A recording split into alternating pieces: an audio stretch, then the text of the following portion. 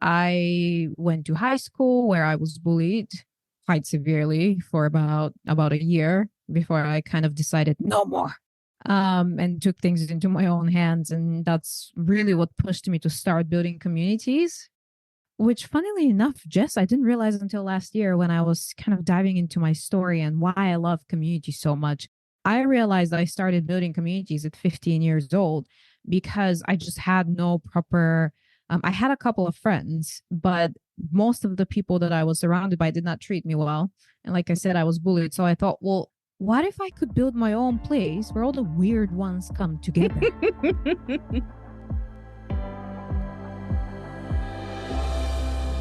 Your journey to the divine is an intimate exploration of self, where you are both the seeker and the source of enlightenment. I, Jessica Paschke, invite you to break free from the ordinary, to reforge your spiritual path with courage, curiosity, and audacity. Unleash the power of your spiritual connection, stepping into a purpose-driven life free of have-tos and shoulds. Join me on this profound exploration of rediscovery, where you'll not only redefine your own spiritual practice, but also inspire a collective awakening. Welcome to Reclaiming Our Spirit.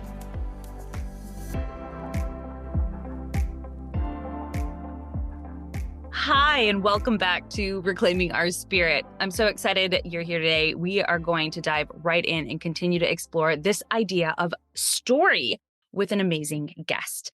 So she's referred to as the branding queen. Des Dobreva is a brand strategist and membership expert and TEDx speaker. Hello. She worked with businesses from over 50 industries in the most competitive markets in the world and helped them build profitable brands by going against mainstream business. So now you know why we resonate so much.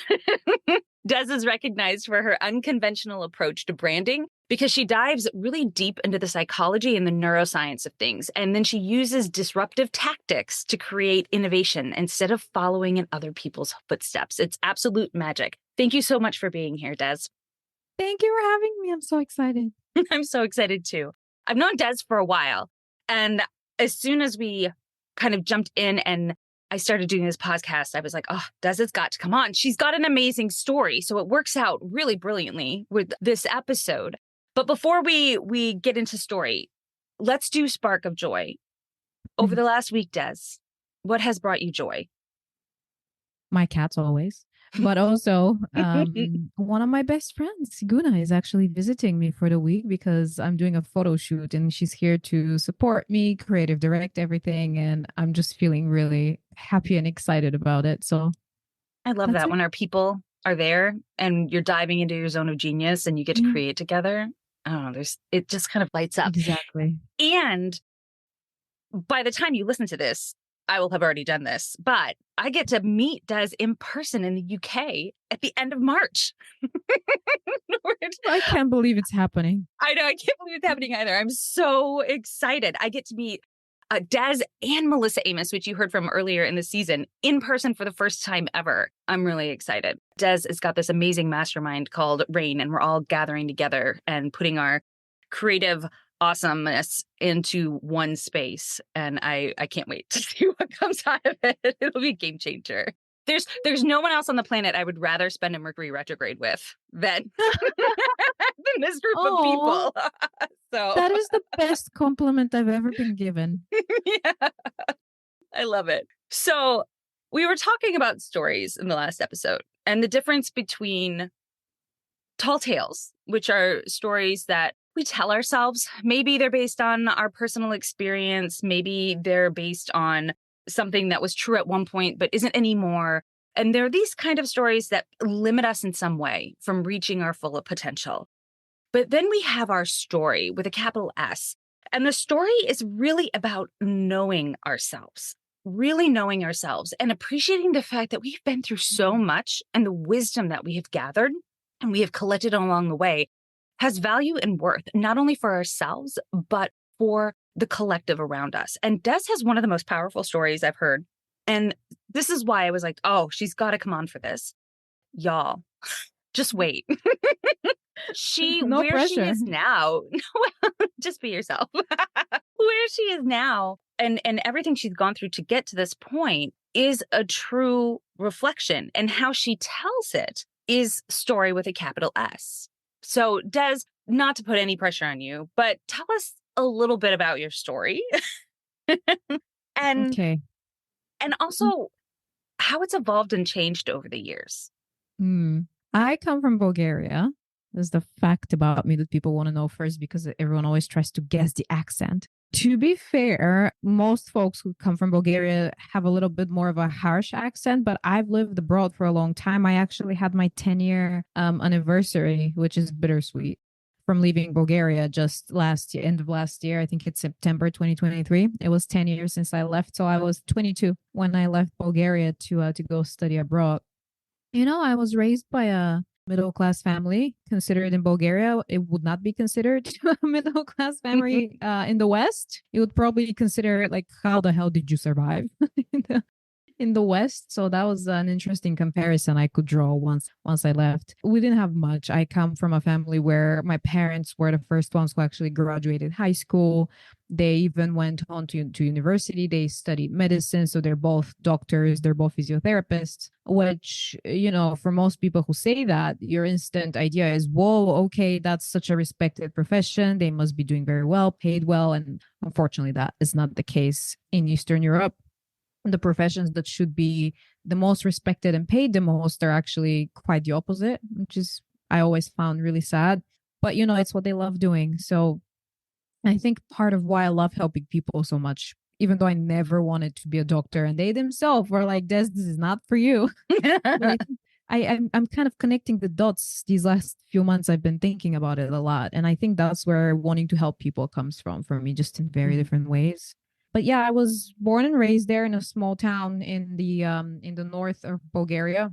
I went to high school where I was bullied quite severely for about a year before I kind of decided no more, and took things into my own hands. And that's really what pushed me to start building communities, which funnily enough, Jess, I didn't realize until last year when I was kind of diving into my story and why I love community so much. I realized I started building communities at 15 years old because I just had no proper. I had a couple of friends, but most of the people that I was surrounded by did not treat me well. And like I said, I was bullied. So I thought, well, what if I could build my own place where all the weird ones come together? Isn't it funny how that thread continued throughout my whole life up to my business, where I now do the same thing?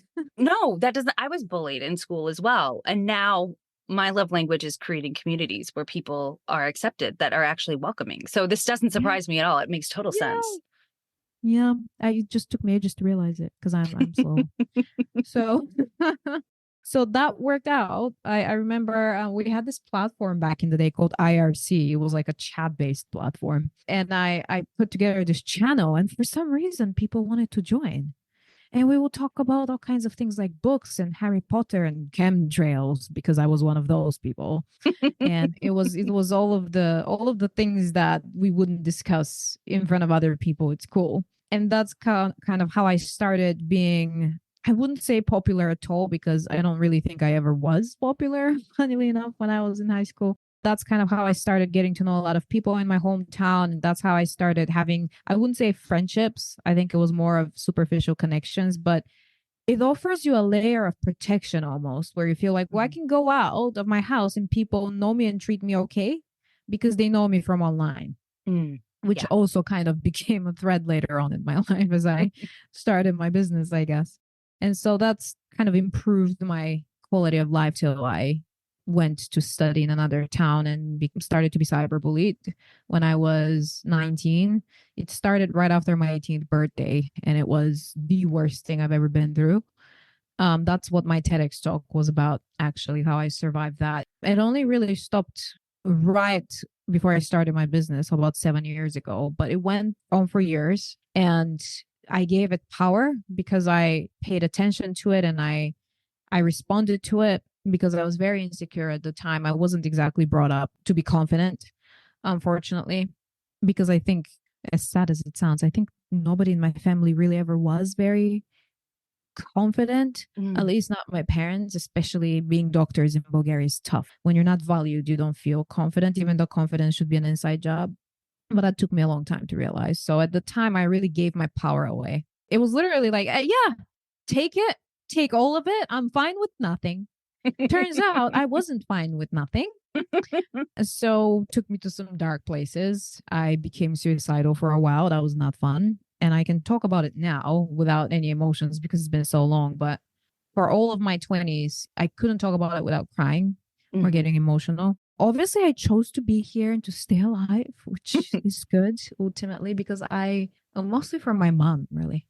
I think that's really the reason. And then now I realize, well, I was put on this earth to make a difference. Now I know that, but when you're 19 years old, you're not thinking in those ways, you know? That's something that has really shaped my story. It has really shaped me as a person and how I want to help others, what I stand for, what I stand against. And I think one of the most interesting things people usually find in my story is that despite the fact that this happened to me and it was all online, and at the time, social media was so new. So it wasn't that common to be cyberbullied. You know, it's not like I was Monica Lewinsky, but she actually has a TEDx talk about how she was the first ever victim of cyberbullying on a global scale. So it wasn't that, but it was still pretty bad because they would stalk me and they would know where I was. And it was terrifying. But the interesting thing is that it also pushed me to stand up for free speech more because I realized this could have not affected me at all. I actually, funnily enough, looking back, I believe in people's right to be exactly who they want to be, online, offline. They should be able to say what they want to say. Words have consequences, of course. There's that. So say it, but just so you know, you know. And a lot of people find that really weird because, well, don't you want this type of speech to be banned? And the way I see it is free speech is free speech always, not just when it feels convenient for us.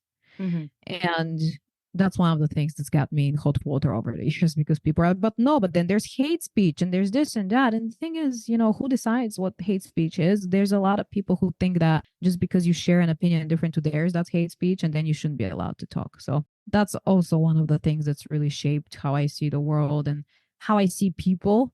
And it also helped me realize that people are so multidimensional and so complex, even when they don't seem like they are. They are. Yeah. And you know that saying when someone says or does something and people say, oh, that tells me everything about this person. I hate that. Nothing tells me everything about. And I've said that myself. And it's so basic and so superficial. But our it's not true. It's not true because our stories are so complicated.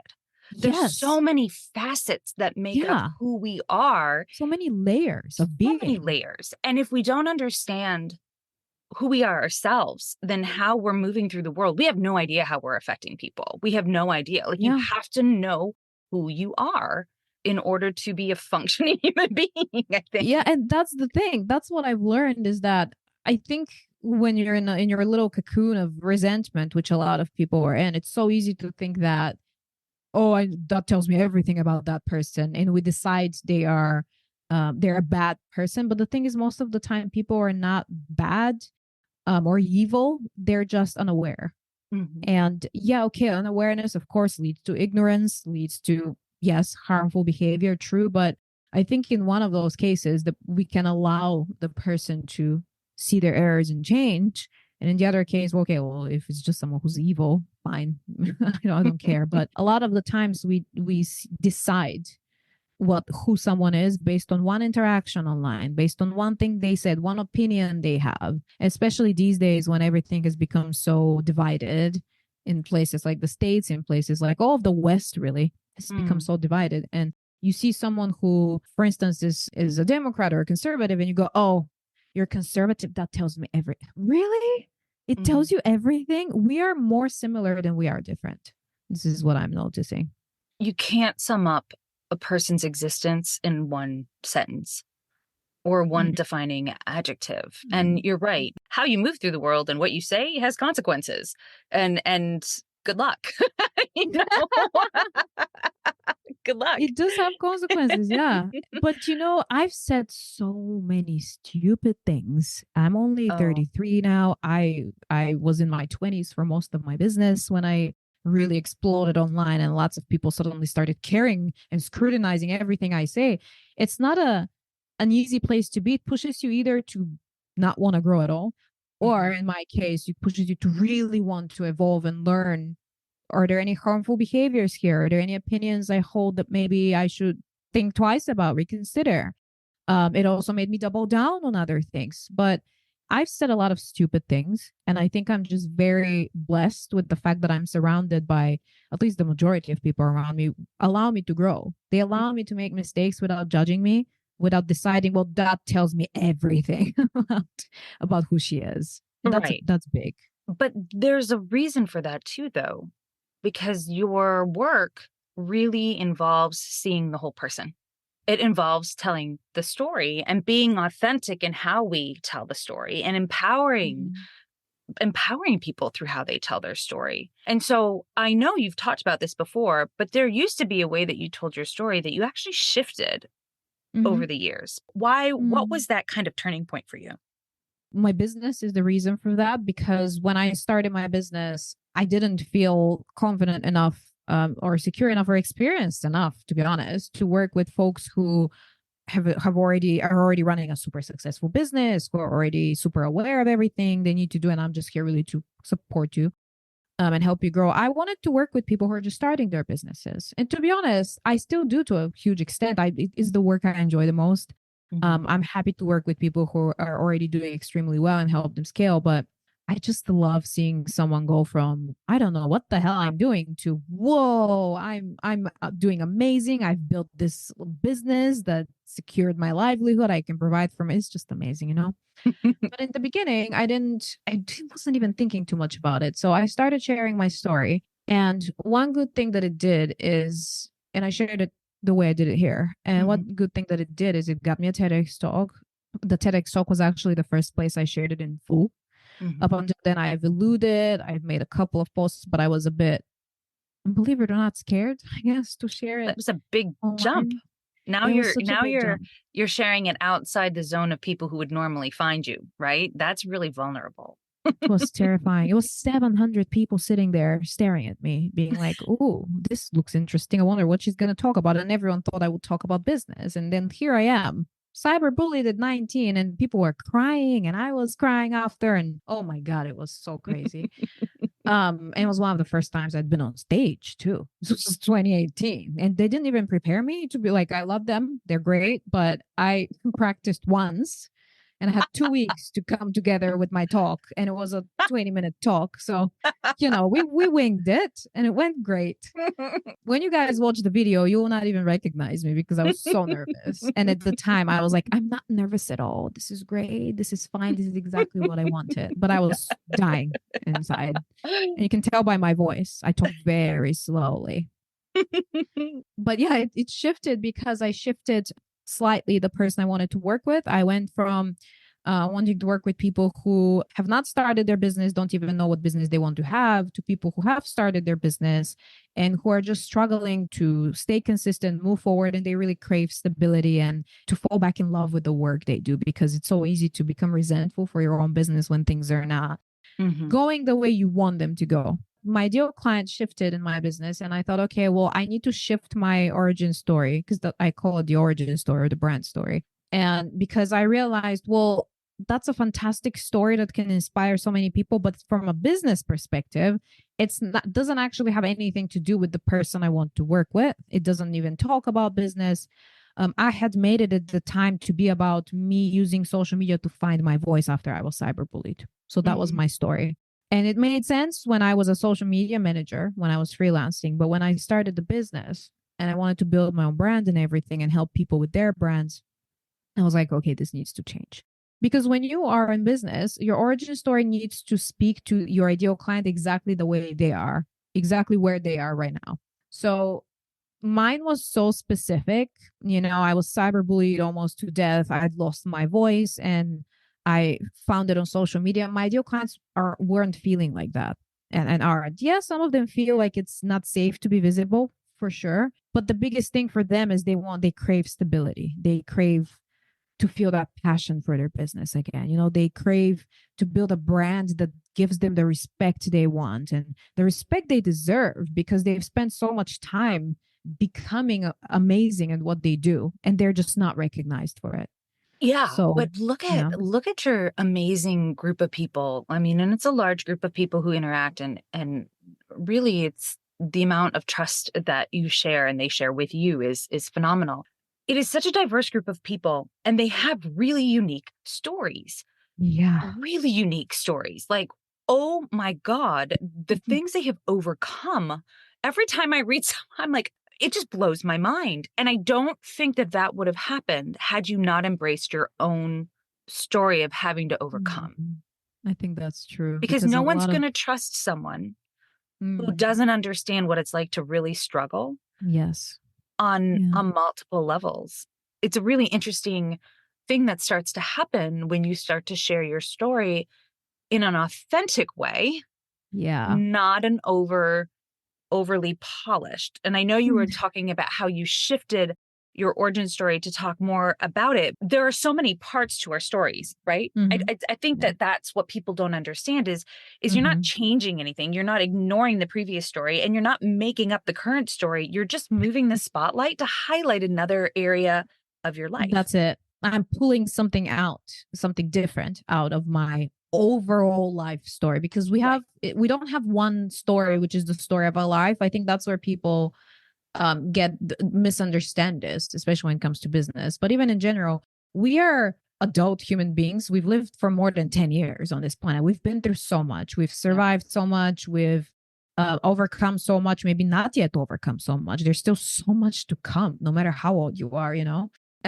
And what we do is we can just, I love how you said it, put the spotlight on something else. What I usually say is you pick another milestone, you pick another thing you've overcome, and you build the new origin story around that. The other stories that you may have, my story has changed 3 or 4 times since I started my business. I've put the spotlight on different things since I Mhm. started my business because it makes sense, because I evolve and I overcome more things and I become more and I do more. And it's just, it makes sense. You're not going to have the same business origin story forever.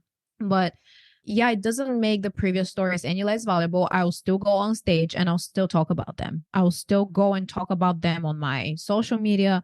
It's just that if I'm interviewed in the business realm, whether that's a podcast, whether that's maybe I'm speaking on stage, I will choose the story that more strategically aligns with where my ideal clients are right now.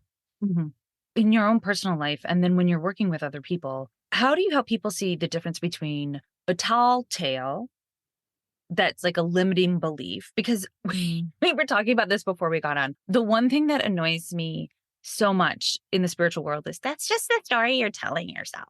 Well, yeah, okay, sure. Right? There are those tall tales that we tell ourselves because we went through something and that's how our mind has decided to tell that to keep ourselves safe and we don't need them Yes. anymore.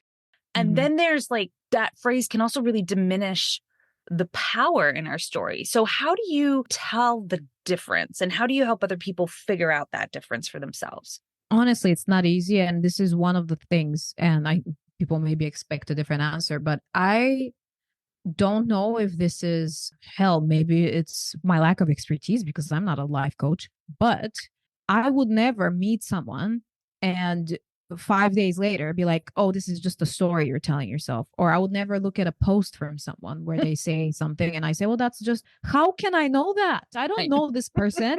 I know. So that's one of the reasons why I am so passionate about working with people for prolonged periods of time. That's why when you join my membership, there's a 6 month minimum commitment, because I'm not here to give you superficial crap instead of advice and be like, but that's just a story, because maybe it is, but I don't know for sure. I need to Right. get to know you. I need to get to know how you think. I need to get to know your worldview. That is going to reveal so much to me. But it's like you have to peel off all these different layers while you're getting to know the person, and that's not going to happen over the span of a week or a month or even 2 months. It takes Mhm. time, because also when people first start working with you or even become friends with you, it doesn't have to be business, they're not immediately going to reveal everything about themselves and how they think and who they are and what drives them. No. You're going to have to also put in the work as a friend or as a mentor, and understand while Mhm. sharing how you think as well. And For me, that's what determines how I can tell.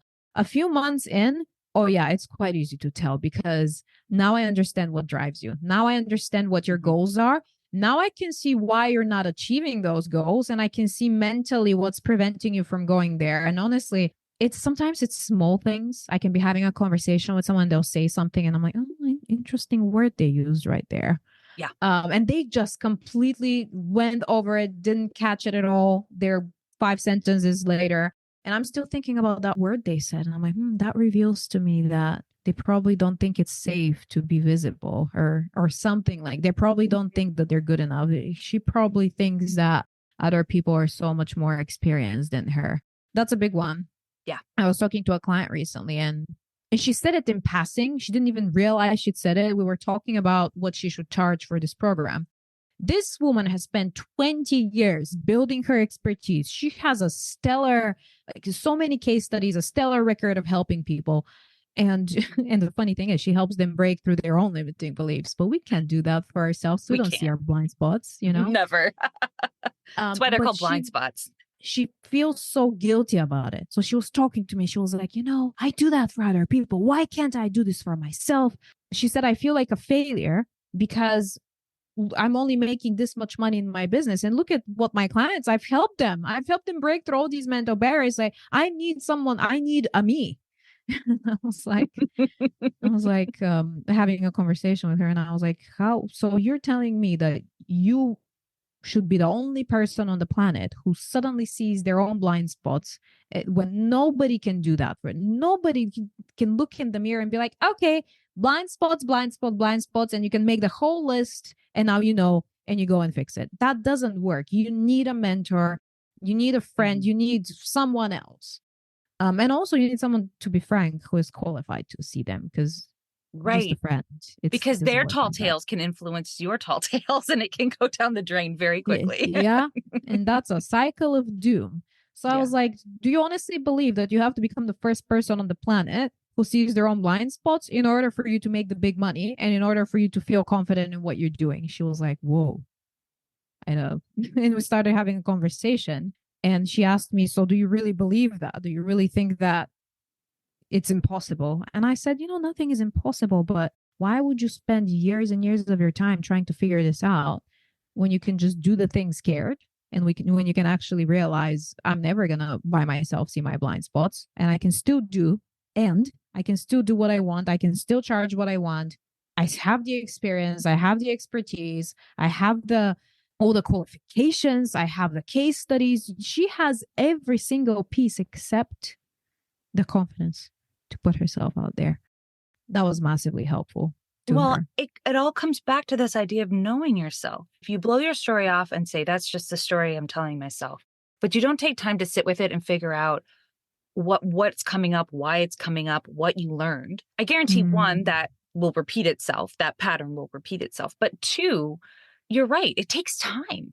There's layers. You're not going to see them all by yourself. No, you're just not. But people believe they have to. I know they do, especially people who are helping other people do something similar. They feel like, well, how can I be authentic and not be able to do this for myself? Yeah. Well, a doctor doesn't do surgery on themselves. Can you imagine? Oh yeah, let me just open up my skull and operate on my brain. It's not going to work. It's not going to work. I mean, you can try. It would be fun. But no. We need other people. And also, like, I think the worst or the best part, depending on how you choose to see it, is when you have these conversations with someone, and the solution is so simple, right? Well, yeah, of course you don't have to see all your blind spots. Huge aha moment. Then they feel like, oh my God, I should have already known this. Why did I just have, then they feel guilty for having an aha moment from such a simple conversation, which is way simpler than the conversations they have with their own clients to help them break through their own limiting beliefs. So now there's all this guilt, and now it's like, oh my God, I just embarrassed myself. Why? Oh, she must think I'm stupid. And then that begins. And then that stops them from putting themselves out there. So there's so many tall tales, like you call them, that we tell ourselves. And honestly, this may sound strange, or just be too simplistic, but when I started my business, I wasn't exactly swimming in choices. I didn't have parents to fall back on. I didn't have like all that family support or loans I could take, or, the normal things that if you're born in the Western world, you have access to, that you take for granted because you don't even realize other people don't have that. Something as simple as unemployment benefits. If you can't survive on that in Eastern Europe, it's not possible. So that's out of the question. So when I started my business, it was either or. Either I make this work, or I don't know, I go back home and begin to live with my parents. And I failed. And I take a few years to regroup and figure out what I want to do. Because nobody wanted to hire me, first of all. So it's not like I could have found a job. I applied for multiple jobs. I got rejected from every single one. This was in Denmark. That's where I went when I left Bulgaria when I was 22. I went to do my master's degree in Denmark. And I found a part-time job for a while, but that paid me, I believe it paid me 800 euros per month, which I don't know if anyone's lived in Denmark. That's not going to cut it. It's not great. I think it paid my rent. That was it, which is why I started freelancing. So I didn't have choices. It was one choice. The other thing for me was not a choice. For me, there's never ever been a choice other than you succeed, period. And I think when you have choices and when you have different avenues that you can pursue, even if they're less desirable, that makes you complacent. And you don't even realize that that's what's stopping you from growing. You have this cushion of safety and security, even if it's a less convenient cushion, but you have it. And so if you have that, oh my God, I really respect people who have all these choices, who still are able to have somehow create the determination to push themselves and build something incredibly successful. I don't know if I could have done that. Well, I think it's all about your agitation point, right? Like something in your life has to be agitated for you to see that it's not going to work, to get to that point where you're like, wow, I can't stay here. This isn't working. I don't know where I'm going, but I can't stay here.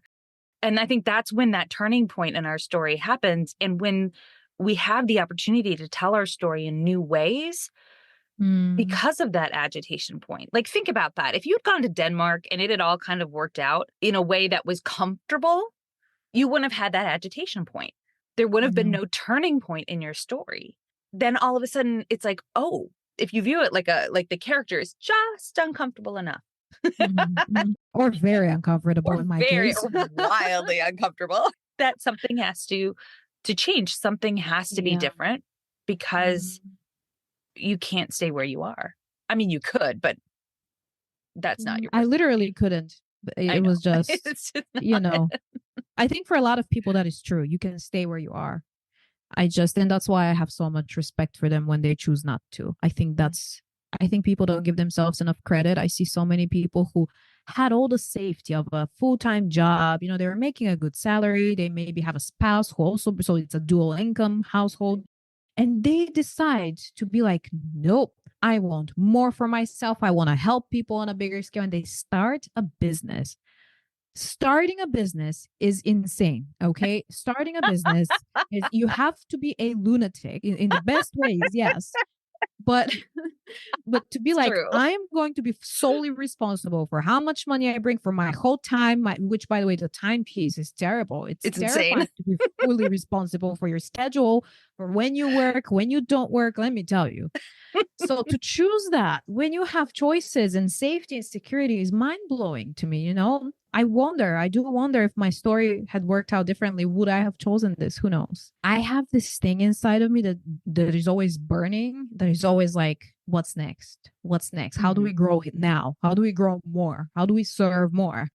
And it keeps burning. I don't know if it will ever just go out. And if we're being honest, like when I was in Denmark and when I decided I'm going to start a business, and I'm going to show them all. That was my motivation. I just wanted to prove everyone wrong. I wanted to prove my teachers wrong, my parents wrong, everyone around me wrong, because I wouldn't say I was bullied in Denmark, but the disrespect didn't stop.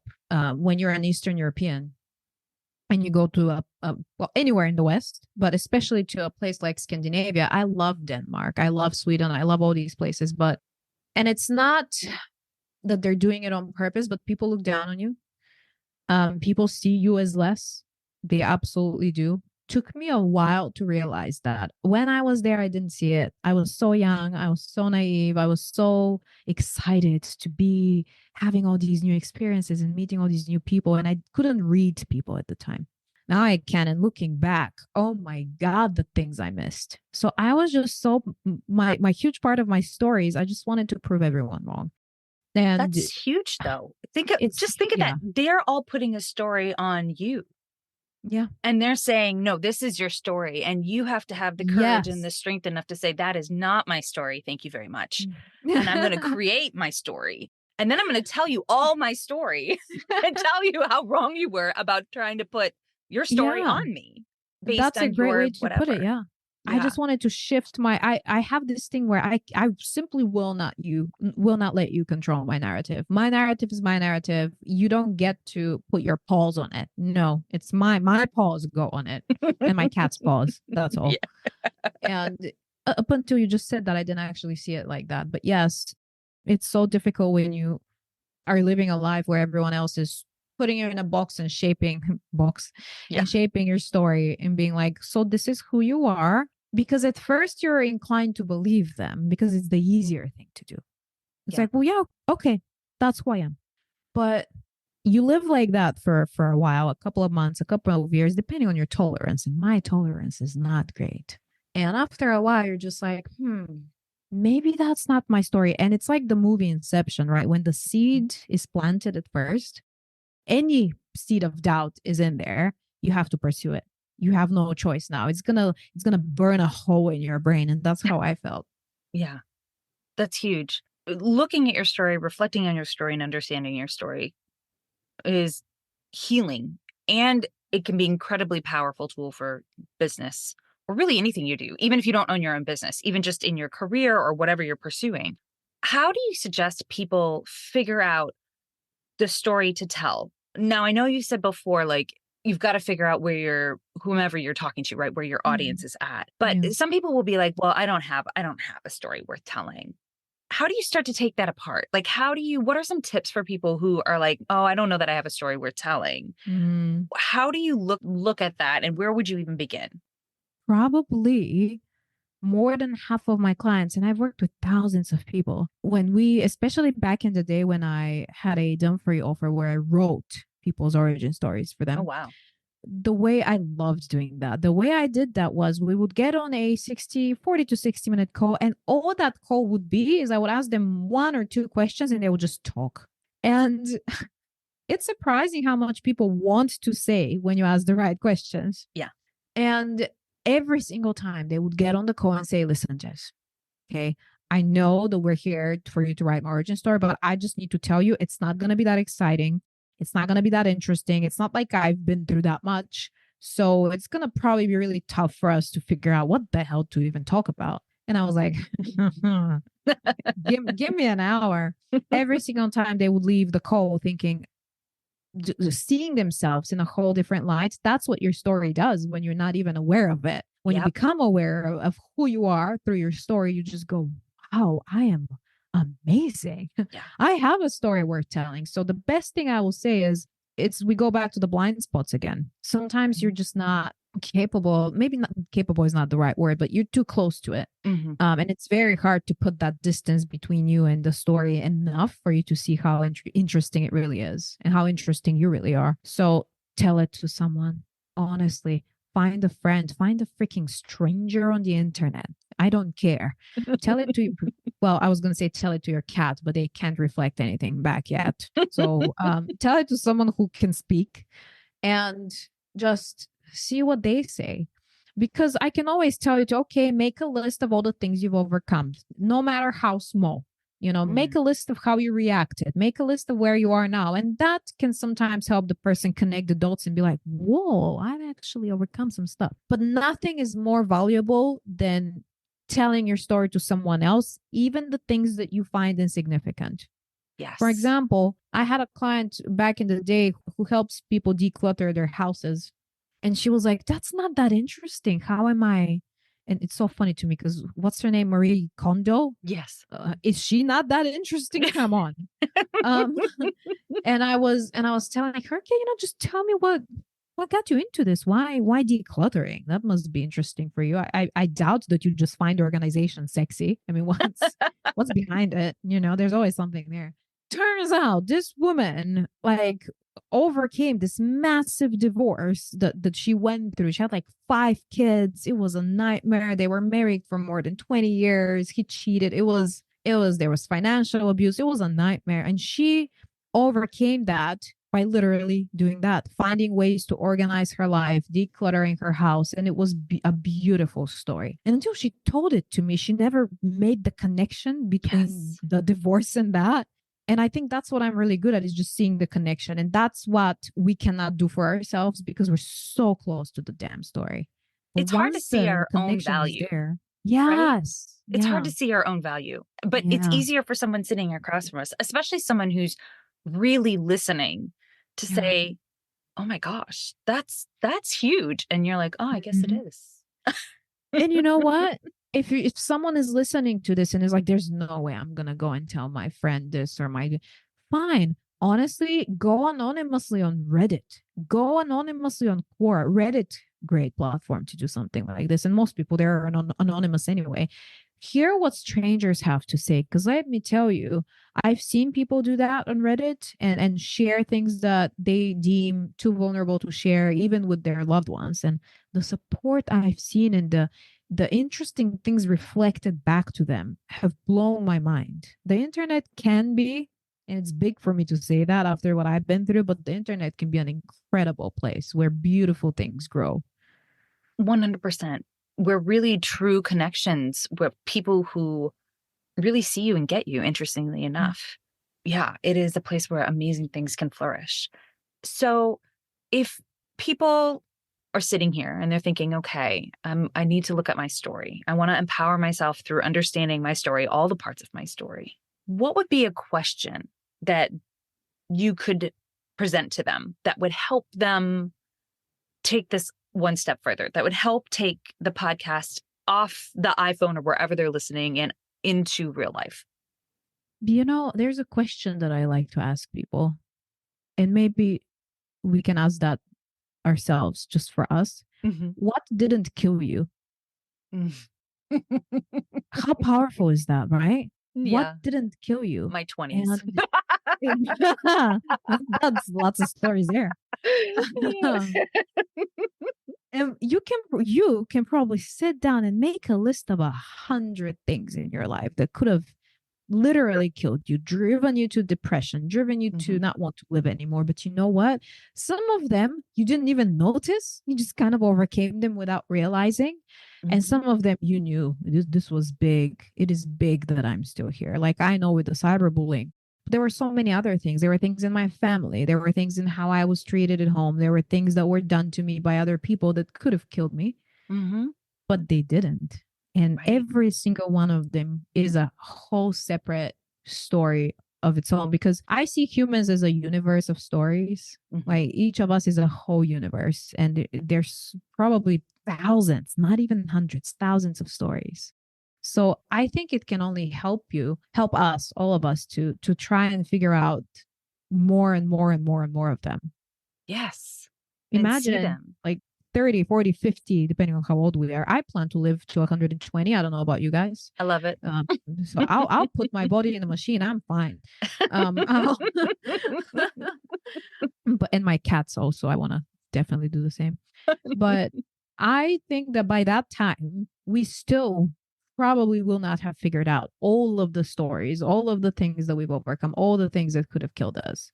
But if we start now, at least we'll have hundreds, if not thousands, of beautiful stories to tell because we formed them in our minds. Because you can't tell it until you've made the connection and formed it in your mind.